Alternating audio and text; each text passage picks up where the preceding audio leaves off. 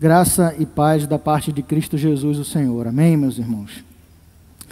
Abra comigo a sua Bíblia em Mateus, capítulo 5, versículo 45. Evangelho de Mateus, capítulo 5, versículo 45.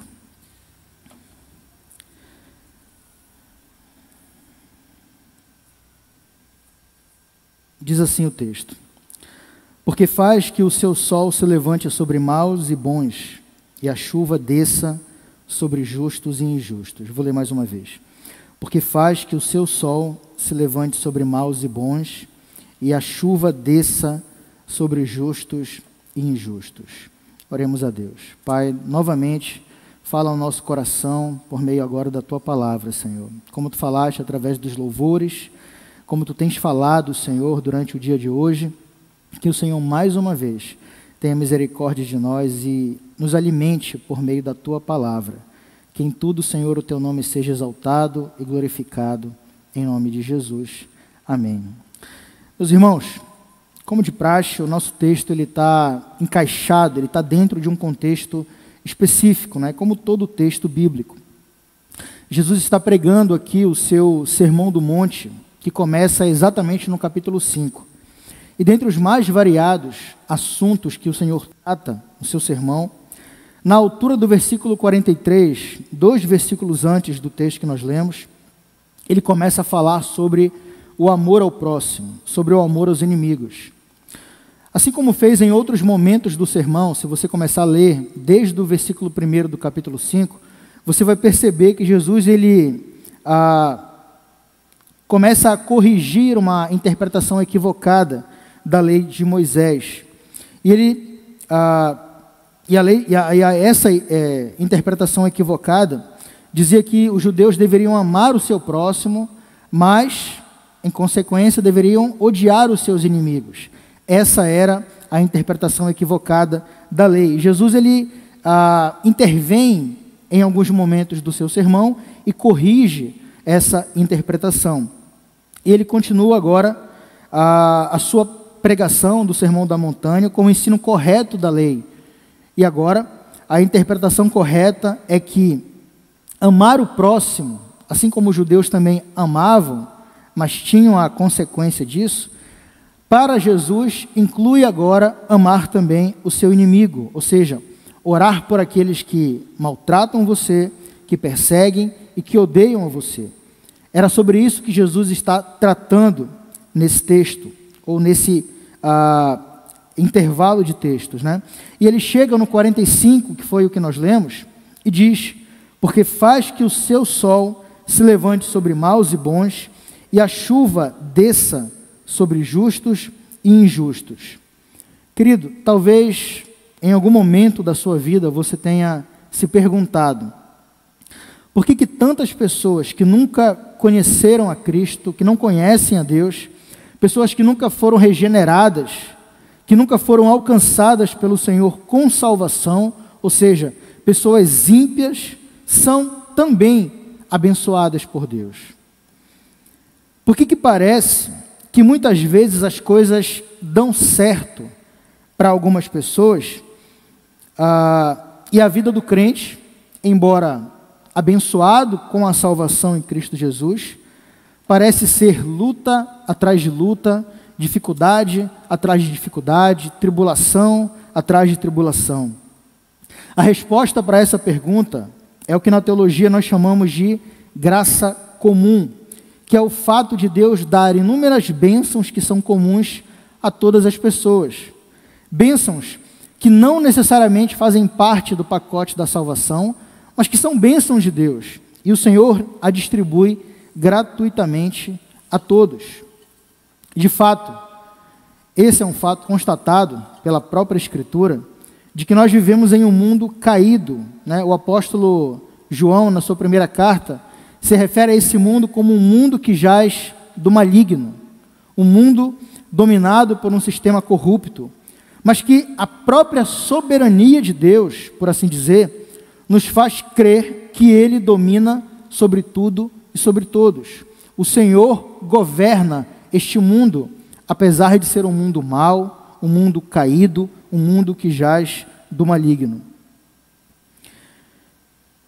E é o amor de Deus universal, que ama não apenas os seus eleitos, que somos nós, né, que fomos alcançados com salvação pelo Senhor, mas também os seus inimigos.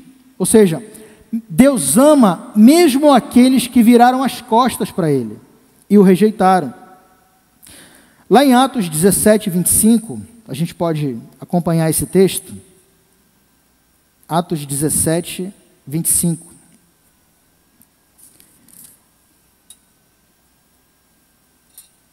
Diz assim a palavra de Deus: nem tampouco é servido por mãos de homens, como que necessitando de alguma coisa, pois Ele mesmo, ou seja, Deus, é quem dá a todos a vida, a respiração e todas as coisas. Ou seja, Paulo está dizendo que o nascer do sol, o cair da chuva, tudo isso é manifestação da graça de Deus na vida das pessoas, não apenas nas nossas vidas, que conhecemos a Deus, que servimos a Deus, mas na vida de todos lá fora. E essa graça, ela alcança justos e injustos, alcança eleitos e condenados, e alcança santos e pecadores. Logo, Deus, que é o autor da vida, e aquele que sustenta a vida em todos os homens, aqueles que são salvos e aqueles que não são. Quer ver um exemplo perto de nós? Alguns aqui, possivelmente, têm um parente ou um amigo próximo que não é crente, que não conhece a Deus como nós conhecemos. Certamente, essa pessoa hoje acordou com saúde, com disposição, se alimentou, saiu de casa, e o sol se levantou sobre ela hoje de manhã. A graça de Deus alcançou aquela pessoa. O mesmo sol que brilha sobre ela, ou melhor, que brilha sobre nós, que se levanta todos os dias, também brilha sobre aqueles que não conhecem a Deus. Isso, queridos, é graça comum que o Senhor distribui gratuitamente a todas as pessoas. É por isso que ninguém lá fora, ninguém na face da terra pode dizer que não é abençoado por Deus. Em alguma medida, essa pessoa ela é sim abençoada por Deus, como vimos, e o simples fato de alguém respirar é obra da graça do Senhor.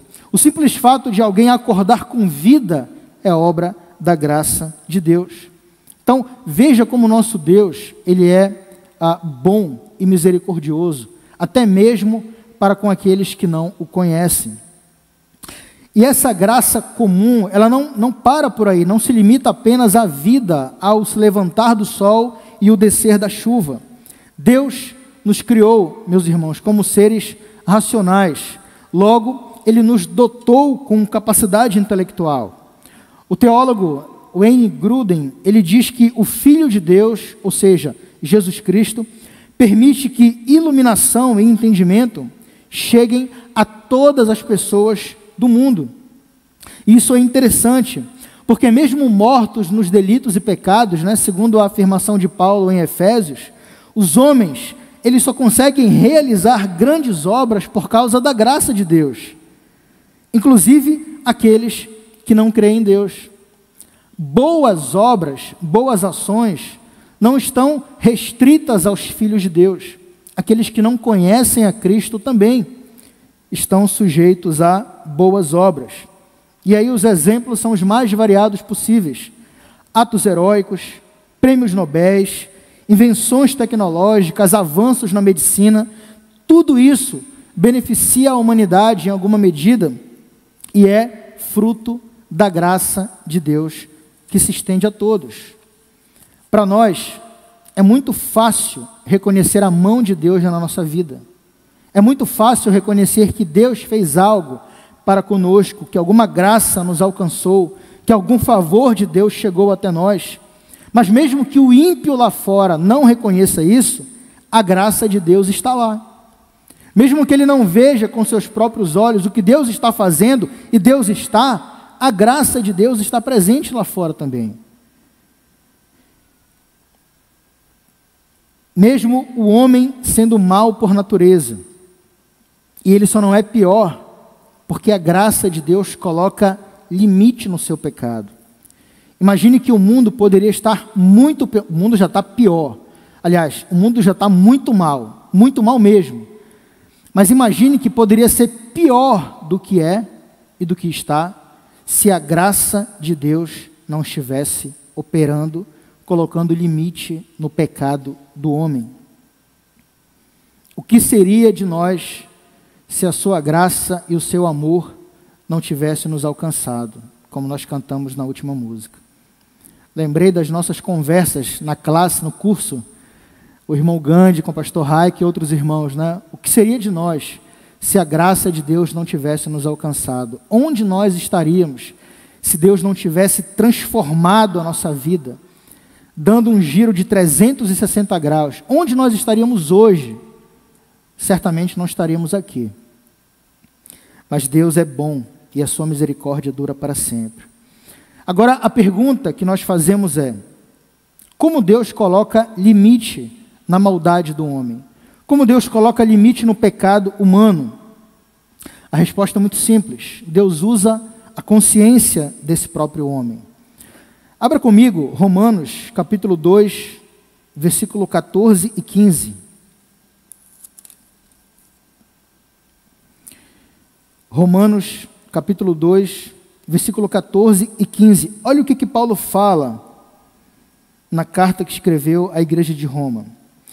Porque quando os gentios que não têm lei fazem naturalmente as coisas que são da lei, não tendo eles lei para si mesmo, são lei, os quais mostram a obra da lei escrita em seus corações, testificando juntamente a sua consciência e os seus pensamentos, quer acusando-os, quer defendendo-os.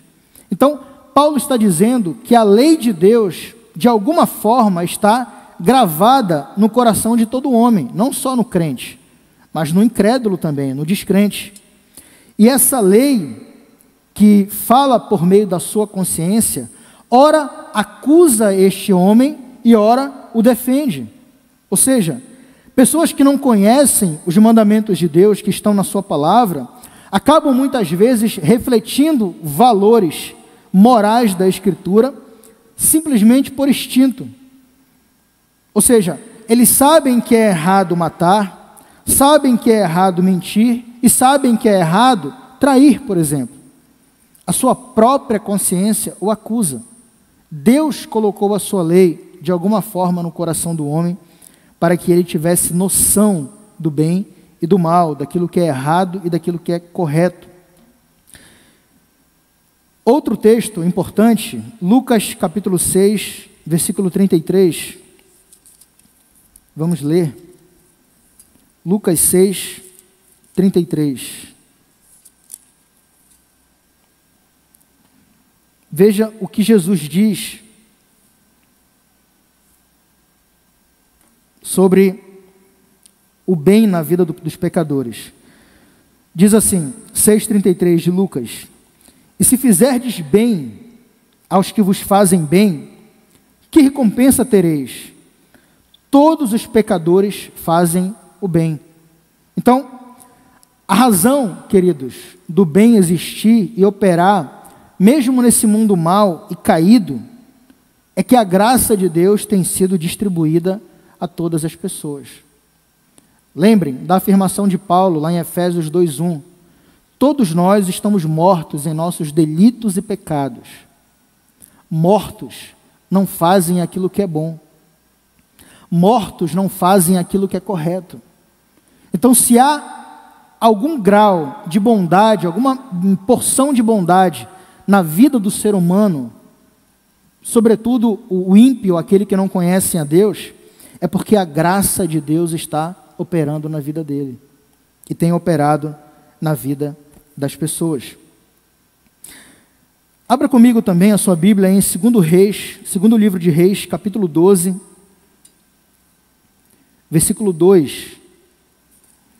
Essa é a narrativa da história do rei Joás. Vamos ler o versículo 2 do capítulo 12 do livro de 2 Reis.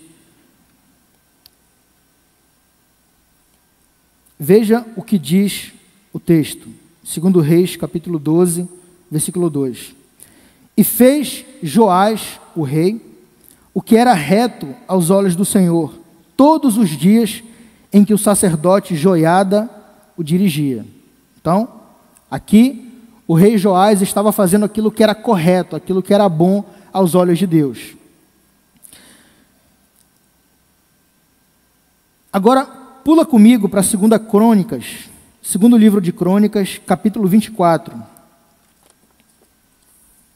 Segundo livro de Crônicas, capítulo 24, versículo 17 ao 22.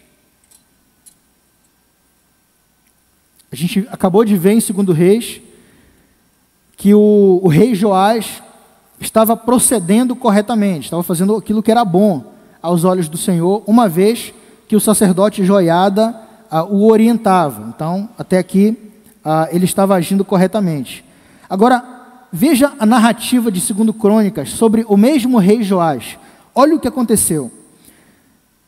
Capítulo 24, versículo 17 em diante. Porém, depois da morte de Joiada, vieram os príncipes de Judá, ou seja, os líderes do povo, e prostraram-se perante o rei, e o rei os ouviu. E deixaram a casa do Senhor Deus de seus pais, ou seja, abandonaram o templo, e serviram às imagens do bosque e aos ídolos. Então, por causa desta culpa, veio grande ira sobre Judá e sobre Jerusalém.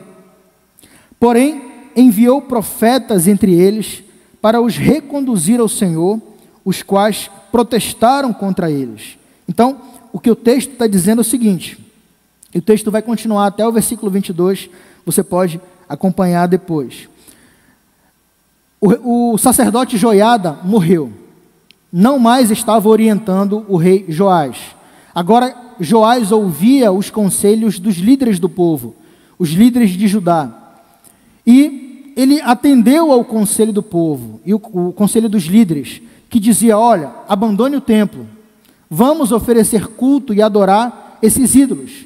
E aí então, Deus levanta o filho do sacerdote Joiada, Zacarias, e ele começa a decretar a sentença do rei Joás.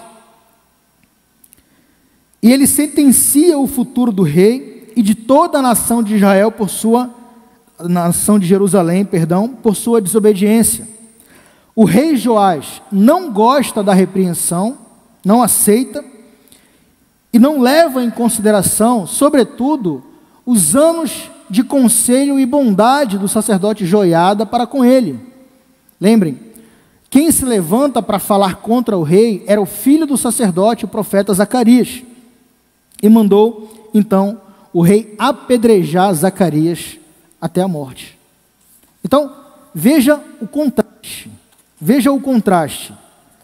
Claramente nós vemos aqui um rei que por um tempo fez o que era reto aos olhos de Deus, mas em um outro momento da sua vida, ele revelou o seu caráter perverso, revelou a sua maldade. E se você continuar lendo o texto, você vai ver que a recompensa desse rei chegou. Por isso, esse é o ponto que eu quero trazer para os irmãos. O fato de uma pessoa que conhece a Cristo a fazer o bem, mostra na realidade a graça de Deus em ação sobre a vida dela. Mesmo ela sendo má, ímpia, perversa, a graça de Deus está ali. Essa graça que é comum a todas as pessoas, chega a todas as pessoas, inclusive a homens perversos. A partir de uma ótica social, a graça comum também está lá, também está presente. E prova disso é a família que continua sendo usada para preservar a pureza e a moral na sociedade. Mesmo que haja certa degradação dos valores familiares dentro da sociedade, ela continua sendo a principal instituição divina e um dos principais meios de transmissão do Evangelho ao mundo. Uma outra evidência da graça comum na sociedade são as autoridades constituídas por Deus que são usadas pelo próprio Deus para refrear as ações do mal na sociedade. Vamos ler outro texto, agora em Romanos capítulo 13, versículo 1.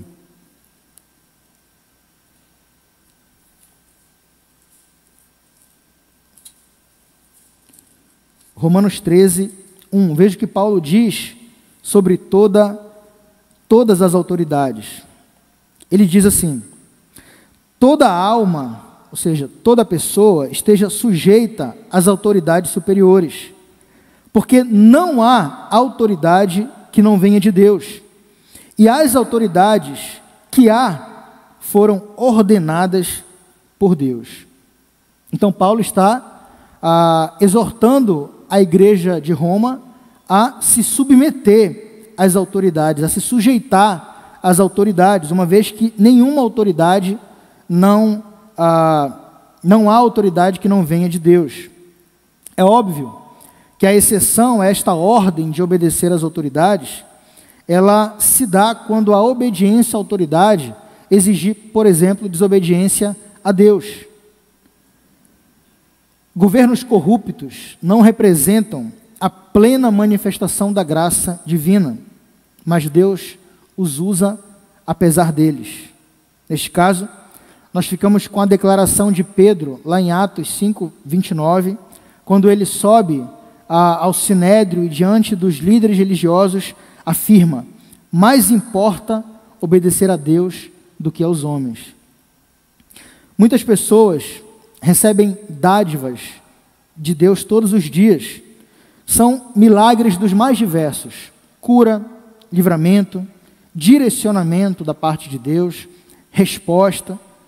O problema é que essas mesmas pessoas não atribuem a glória àquele que realmente realizou o feito, aquele que de fato merece a glória por tudo, aquele que demonstrou bondade para com elas. Essas pessoas acreditam que muitas vezes a bênção que elas alcançam é fruto do seu próprio sacrifício, é fruto da sua própria devoção, é fruto da sua fé, tanto em algo material, quanto em algo que elas podem ver, algo que é visível, quando na verdade foi só mais uma vez a manifestação da graça de Deus entrando em cena. Outro texto importante, Tiago, capítulo 1, versículo 17, carta de Tiago, capítulo 1, versículo 17.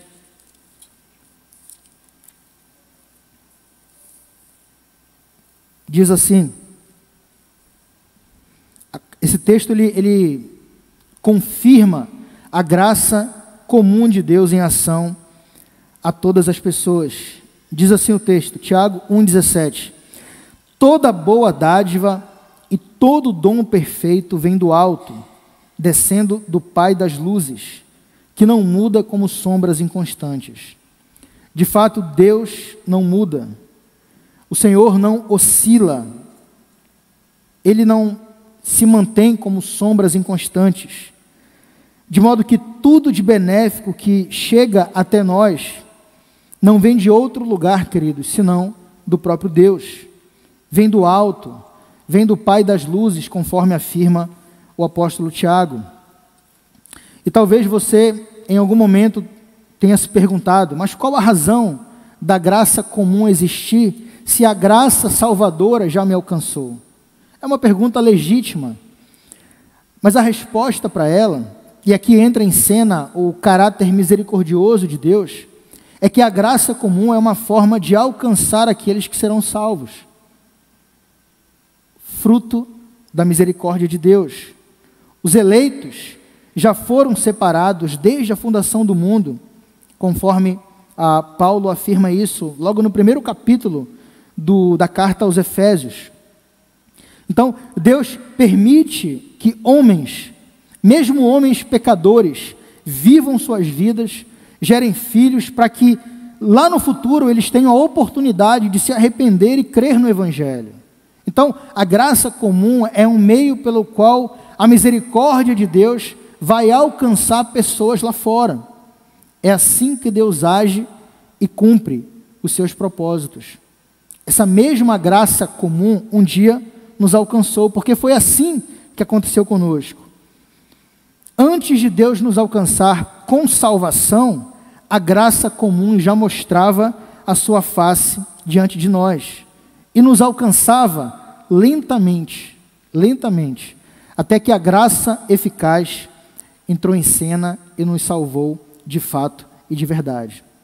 Então, a primeira razão da graça existir é que Deus usa para alcançar os seus eleitos, para alcançar aqueles que serão salvos. A segunda razão é que através dela, Deus demonstra a sua bondade e misericórdia ao mundo. Mais uma vez, lá em Lucas, vamos de novo para Lucas, capítulo 6, versículo 35 agora. A gente leu o 33, vamos ler agora o 35, 2 versículos depois. Lucas 6, 35.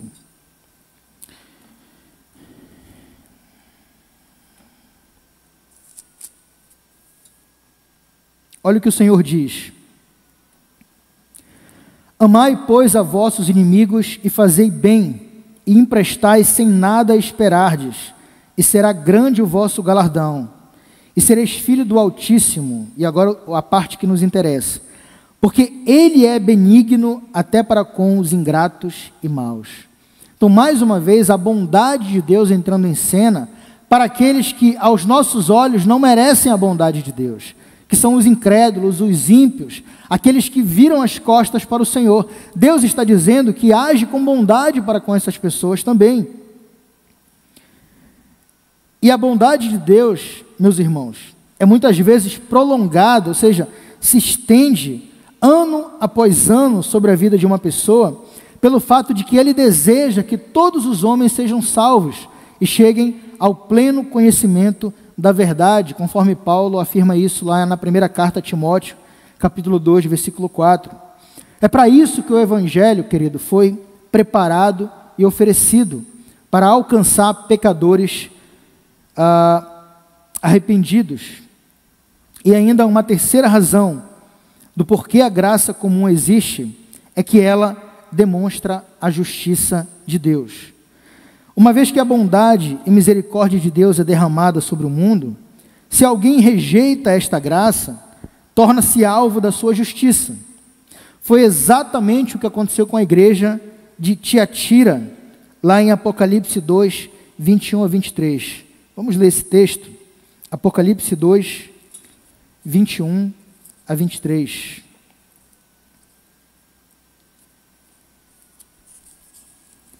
Veja o que diz a carta que foi escrita à igreja de Tiatira. Apocalipse 2, 21 a 23, diz assim: e dei-lhe tempo para que se arrependesse da sua fornicação, ou seja, do seu pecado sexual,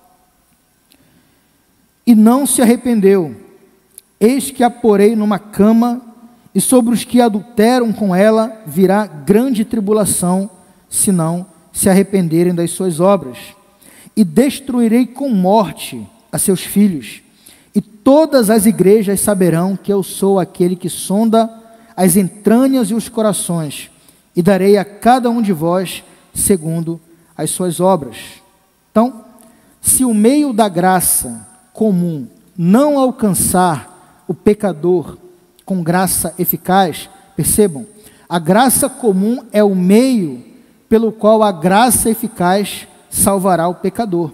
Mas se isso não acontecer, então a justiça de Deus virá implacavelmente, como veio com a igreja de Tiatira. Ainda uma quarta razão da graça comum existir é que através dela Deus demonstra a sua glória. Sabemos que muitas pessoas não estão sequer preocupadas em agradecer a Deus pelas boas dádivas que recebem, pelas bênçãos, pela graça que elas recebem. Muita gente não está nem aí para isso. Mas por outro lado, existem aquelas pessoas que agradecem a Deus por tudo. Em tudo elas dizem e afirmam: graças a Deus, foi Deus, se não fosse Deus, tudo é por Deus.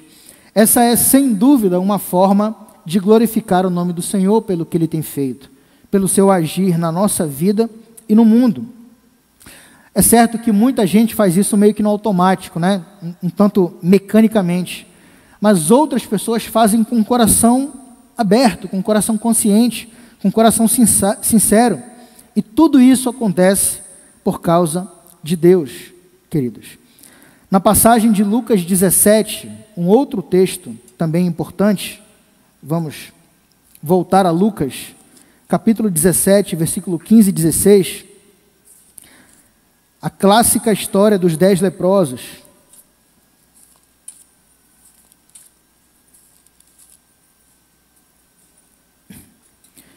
Lucas 17, capítulo 15 e 16, diz assim: e um deles, vendo que estava são, todos foram curados. Mas um voltou e glorificou a Deus em alta voz, e se lançou aos pés de Jesus, com o rosto em terra, dando-lhe graças, e este era samaritano. Então, veja a graça de Deus operando, mesmo na vida daqueles que são ingratos, daqueles que recebem o favor do Senhor, mas que continuam ingratos no seu coração pelo que têm recebido. É por meio da graça comum, que é universal, querido, que Deus glorifica o seu santo nome. Ainda algumas considerações sobre a graça comum. Ainda que pessoas experimentem ela no curso de suas vidas, a graça comum não significa salvação às pessoas, como nós já vimos. Ela é um meio de dar oportunidade para que pecadores desfrutem em certa medida da bondade e misericórdia de Deus e possam cair em si e se arrependam do seu pecado no futuro, reconhecendo o Senhor como o seu único e suficiente Salvador. O arrependimento eficaz, que é diferente da graça comum, que é o arrependimento que leva à salvação, sempre será o meio pelo qual Deus salva as pessoas. Outra consideração importante sobre graça comum é que ímpios podem realizar boas obras no curso de suas vidas. E na Bíblia, nós temos o exemplo do rei Ciro, por exemplo, lá no Antigo Testamento. Deus o chama de meu ungido. A primeira impressão que a gente tem, poxa, Ciro se converteu. Esse rei aqui era crente, Deus o chamou de meu ungido. Mas o detalhe é que no caso do rei Ciro, e essa passagem está registrada em Isaías 45:1, no caso específico do rei Ciro, a palavra ungido, que tem a tradução de Messias, não traz a essência do seu significado, né, de Messias, de Salvador. Esse conceito de Salvador no Antigo Testamento, ele não era totalmente desenvolvido, mas quer dizer, no caso de Ciro, literalmente que Deus o escolheu para uma tarefa específica, e assim foi. Deus usou Ciro como um instrumento para abençoar o povo de Israel. Ciro não foi uma espécie de Messias ou de Salvador, mas um simples e mero instrumento de Deus para abençoar o seu povo. A doutrina da graça, ela deve nos conduzir, ou melhor, deve conduzir o nosso coração a uma extrema gratidão a Deus por tudo que Ele criou, porque Deus é bom. E se recebido aquilo que Deus criou com ações de graça, nada é recusável, porque pela palavra de Deus e pela oração é santificado. Paulo diz isso lá em 1 Timóteo, capítulo 4, versículo 4 e 5. Então, a graça comum, queridos, é uma bênção para a humanidade. Nós desfrutamos de bênçãos muito maiores, porque somos filhos do Senhor. Fomos salvos pelo Senhor. Então, desfrutamos de bênçãos muito maiores. Mas a graça comum é uma bênção para a humanidade lá fora também, ainda que ela não reconheça. E mesmo que ela continue caída, essa graça alcança as pessoas lá fora. No entanto, o texto que nós lemos, o texto de Mateus 5,45, que está encaixado, como eu disse, dentro de um outro contexto, que fala sobre o amor aos inimigos, nós vimos que Deus é capaz de amar até mesmo aqueles que o ignoram, que o rejeitam, que viram as costas para Ele. De modo que a lição mais preciosa que nós aprendemos com a Escritura hoje é que a graça comum é fruto do imenso amor de Deus que recai sobre todos, inclusive em homens maus e perversos. Por isso, a lição preciosa é que Deus quer que nós amemos a todos indiscriminadamente, da mesma forma que Ele amou. E se a prova do amor de Deus é derramar bênçãos comuns a todos, nós também devemos provar o nosso amor a Deus e aos outros, falando primeiro bem daqueles que falam mal de nós, falando bem daqueles que nos odeiam e principalmente orando por aqueles que nos maltratam e nos perseguem. Se Deus colocou, pare para pensar nisso. Se Deus colocou o ar nos pulmões daqueles que nos fizeram mal, quem somos nós para desejar o contrário? Não somos nada, queridos. Não somos nada.